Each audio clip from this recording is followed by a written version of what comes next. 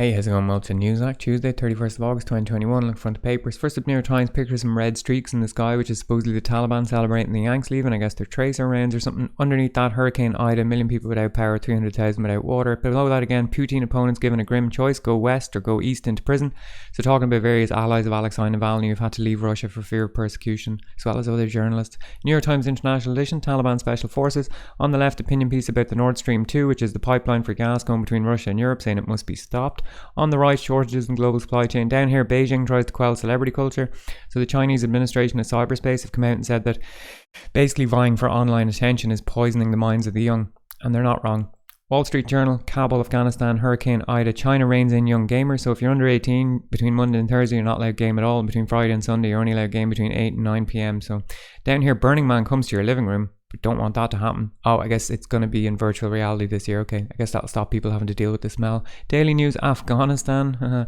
MTA loses nerve. Okay, so some kind of a power cut caused all the trains and subways to seize up on Sunday night, I think for 5 hours in New York. New York Post, dishonor. There's Joe checking his watch when he should be saluting the troops. Tut tut. USA Today, there's the 13 troops on top who died. R.I.P. Hurricane Ida on the right, Joe saluting the coffins. National Post from Canada, Yanks pulling out. Below that, some story about a British soldier staying behind to save some Afghans. Down here, Canadian election coming up September 20th. Toronto Sun, the truth hurts. Justin Trudeau, I guess they don't want him to win.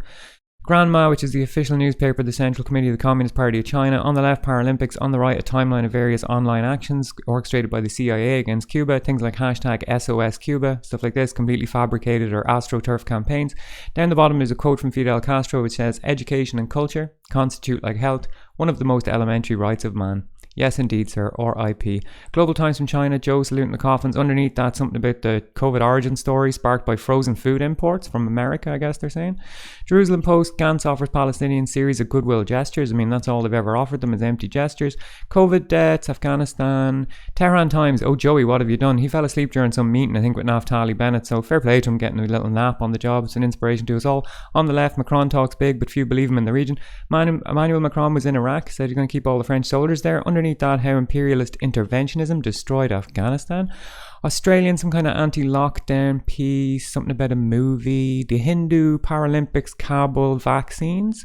Star of South Africa, now new variant stalking the nation. Oh shit, new variant just dropped in South Africa. C12, not yet a variant of interest, but maybe in the future given some of the characteristics.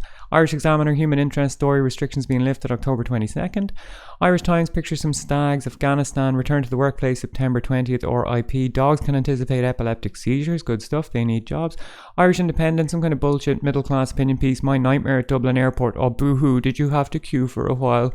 Okay, curbs being lifted October 22nd. Paralympics. Irish Daily Mail, middle-aged spread and how you can beat it. Maybe just get outside, touch some grass.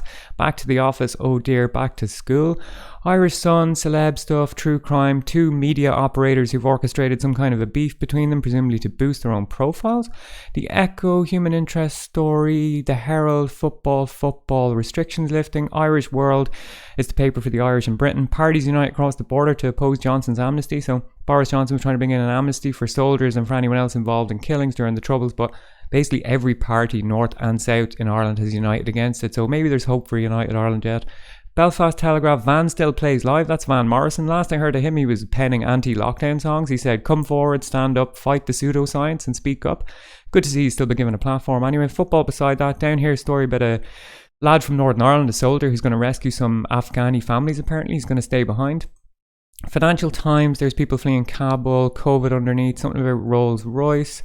The Guardian, last flight leaves Kabul, Afghanistan. The Times, something about the license fee. Pentagon leaks blame the UK for bombing deaths. Some kind of thing came out that the Yanks said they were only keeping the gate open at Kabul airport to help the British, but yeah, I don't know what's happening there. Chaos and queues at Heathrow, alrighty. The Independent, war's bitter end, big dramatic photo of an explosion going off.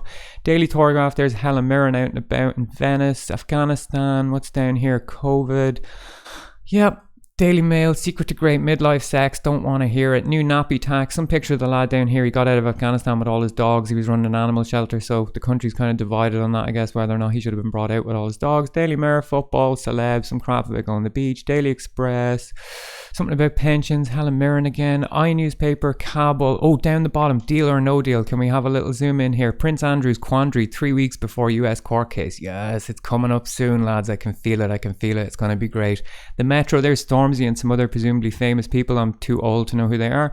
Man crying in Afghanistan. Apparently that drone strike the other day killed a lot of people who were in the car, even though the Yanks said it didn't. Daily Star, party weekend, that's Carnival. Kim there looking good. Pigeon poo blocks Musk sat dishes. Apparently they're beta testing some of these satellite broadband dishes, and pigeons have been interfering with it by hopping into it thinking it's a bird bath.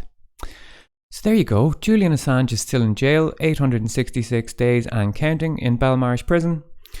If you want to stay off corporate, social, state media, any of that type of stuff, then just click the link in the description. Alright, thanks, good luck.